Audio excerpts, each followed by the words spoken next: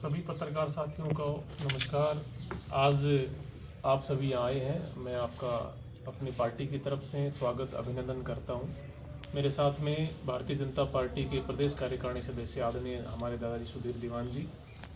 हमारे भारतीय जनता पार्टी के वरिष्ठ नेता के रूप में और जिनका आशीर्वाद मिलता है ऐसे कैलाश शास्त्री जी जो बीडीसी मेंबर हैं, और भारतीय जनता पार्टी के आईटी के सेल के महेंद्रगढ़ भिवानी लोकसभा के प्रभारी भाई सचिन यादव जी आज मेरे साथ हैं। आप सबको बताते हुए बड़ा हर्ष हो रहा है कि कल भारतीय जनता पार्टी किसान मोर्चा की लिस्ट आई, उसमें मुझे भारतीय जनता पार्टी किसान मोर्चा जिला अध्यक्ष बनाया गया। तो मैं समस्त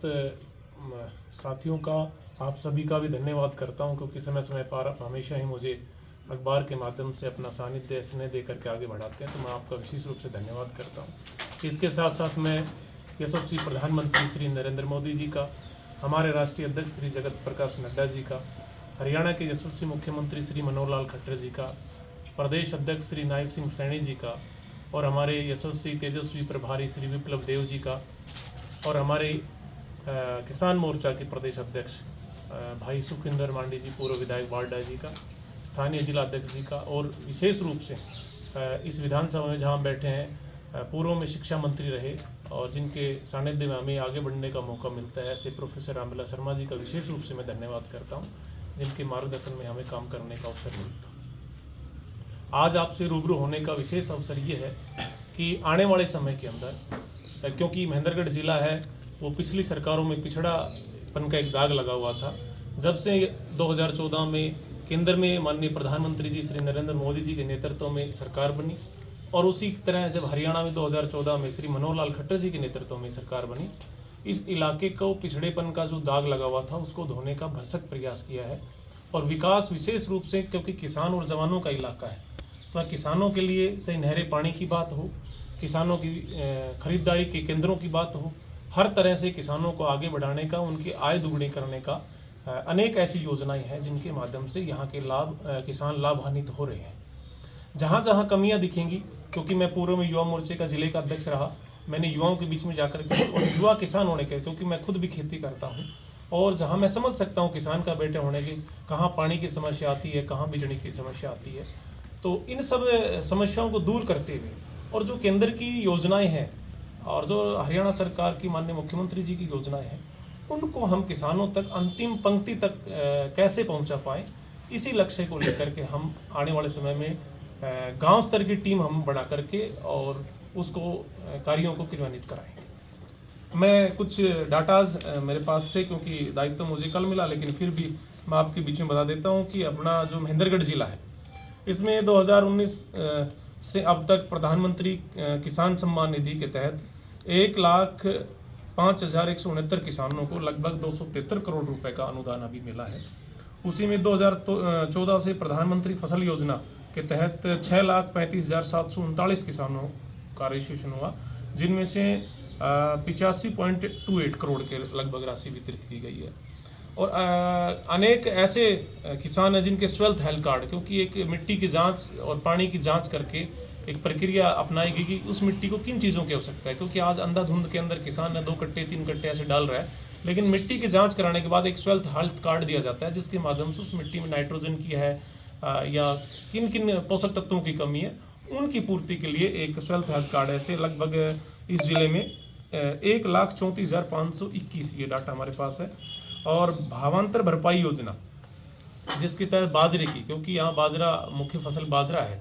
और काफ़ी समय से देख रहे थे कि पिछली सरकारों में बाजरे का कोई भाव नहीं मिलता था। सरकार ने बाजरा भी खरीदा, और बाजरा खरीदने के बाद में जब हमारे पास स्टॉक अवेलेबल अधिक हो गया, उसके बावजूद किसान अपनी स्वेच्छा से, चाहे मार्केट वैल्यू के हिसाब से, अपने हिसाब से कैसे बेचे, उसको भावांतर योजना के तहत लगभग 28.51 करोड़ के आसपास उनको लाभ दिया गया। इसी तरह से सब्जी मंडियों की बात करें तो 14 करोड़ की लागत से जिले भर के अंदर, चाहे नांगल चौधरी हो, अटेरी हो, क्योंकि जब हमें दायित्व जिले का मिला है तो मैं पूरा जिले का डाटा रख रहा हूँ, उसमें कनेडा सब्जी मंडी हो, इनका निर्माण कराने के लिए लगभग 14 करोड़ रुपए के आसपास। और किसानों के साथ पशुपालन, जिस तरह से किसान जहाँ है वहाँ तो आप मानिए खेती भी करता है, पशु भी रखता है, उसमें जिले में लगभग 13 नए पशु चिकित्सालय और 8 पशु औषधालय, उनके साथ साथ आप पिछले दिनों देखा हुआ हमारे सेंट्रल यूनिवर्सिटी के अंदर एक बड़ा मेला पूरे हरियाणा भर का लगा था, उसके अंदर लगभग मैं मान रहा हूँ कि जैसे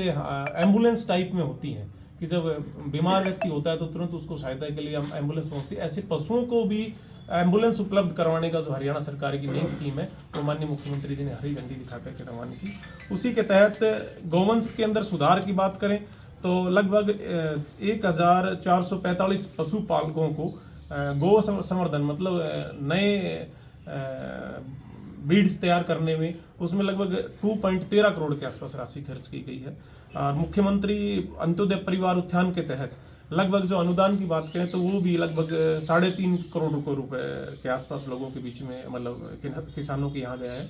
जिले में लगभग 20 गौशालाएं हैं पूरे जिले में, उसमें लगभग आप मानिए कि 5 करोड़ के आसपास राशि उन गौशालाओं के अंदर गई है।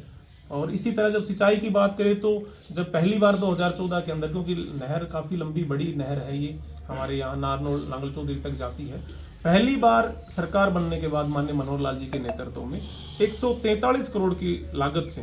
पंप हाउसों का सुधारीकरण हुआ। क्योंकि मेरा गांव भी सुरजनवास में है तो आसपास देखते हैं तो हमने कभी इन पंप हाउसों की हालत बड़ी गंभीर देखी थी। आज जब देखते हैं तो पानी चाहे लिफ्टिंग की बात हो चाहे इनको पक्का करने की बात हो, बड़े युद्ध स्तर पे काम चल रहा है। मैं धन्यवाद करता हूँ आपके माध्यम से। इसी तरह से माननीय रामविलास जी हमारे जो पूर्व में शिक्षा मंत्री, उनका एक बड़ा ड्रीम प्रोजेक्ट था निम्बेड़ा माइनर, वो भी लगभग 20.98 मतलब 21 करोड़ की लागत के आसपास उसका काम भी युद्ध स्तर पे चल रहा है। इसी तरह से अनेक ऐसे गांव हैं जिनमें हमें बात करें तालाबों की तो अमृत भारत सरोवर योजना ऐसे चली हुई है। अनेक तालाबों को भरने का काम सरकार के द्वारा अंतिम टेल तक पानी पहुंचाने का काम सरकार द्वारा किया जा रहा है। रही बात जैसे मैंने आपको बताया प्रधानमंत्री किसान सम्मान निधि जो 16वीं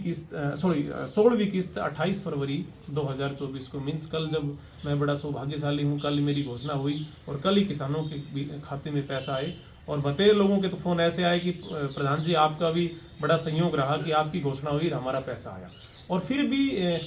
क्यों समय दर समय है, कुछ टेक्निकल प्रॉब्लम आ जाती है, किसी का IFSC कोड नहीं चढ़ पाया, किसी का मोबाइल नंबर चेंज हो गया, ऐसे बतेरे किसान में युवा होने के नाते मेरे पास आए, हमने ठीक किया है और आने वाले समय में और ठीक करने का हम प्रयास करेंगे।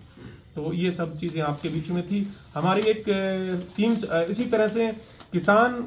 क्रेडिट कार्ड,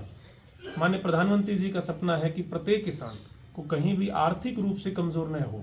और उसका मिनिमम प्राइस के ऊपर, चाहे उसको हम, क्योंकि 4% के आसपास इंटरेस्ट रेट लगता है और साल भर में किसान अपना छोटा मोटा घर में, परिवार में, पशुधन में, शादी में, ब्याह में जहाँ उसको खर्च करना होता है वो अपना खर्च करके बैंक को समय पे अपना आदान प्रदान करता है। तो एक मिनिमम अमाउंट उसको इंटरेस्ट रेट लगता है, इससे किसान अपनी समृद्धि को कर सकता है। इस इलाके में सरसों की बात करें, आपके सामने सरसों के अंदर भी पूरा इलाके के अंदर खरीदारी प्रॉपर रूप से हुई है और फिर भी कहीं कोई कमी दिखाई देती है। अब आने वाले समय जब खरीदारी होगी तो हम मंडियों के अंदर जाएंगे, हम अपनी टीम के साथियों को लगा करके किसानों को चाहिए उनके मंडी से लेकर के घर से आने में, मंडी में जाने में कोई परेशानी नहीं हो, वो पूरी व्यवस्था हम स्थानीय अधिकारियों के साथ बैठ करके हम करेंगे। एक बात और जानकारी दे रहा था, जैसे मैंने अभी जो कृषि बजट की बात करूं, केंद्रीय नेतृत्व में जो हमारा लगभग 2014 में 27,000 करोड़ के आसपास हमारा जो कृषि बजट था, लेकिन जब आज की बात करें तो 1,25,000 करोड़ के आसपास